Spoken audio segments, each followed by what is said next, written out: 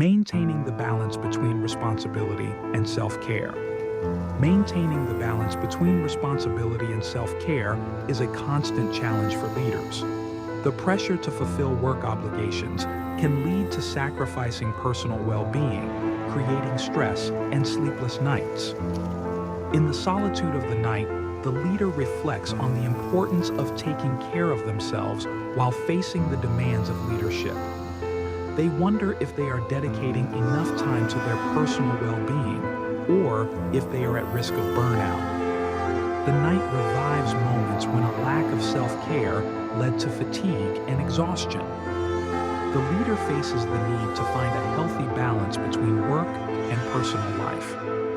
Although maintaining this balance may seem like a personal struggle, it is a challenge shared by many leaders. In their sleepless nights, each leader becomes John Doe, seeking a way to fulfill their responsibilities without neglecting their own well-being. Each movement of a metronome that sets the rhythm between work and rest reminds you of the importance of balancing your responsibilities with self-care. Let this rhythm guide you, helping you maintain a balanced and sustainable life.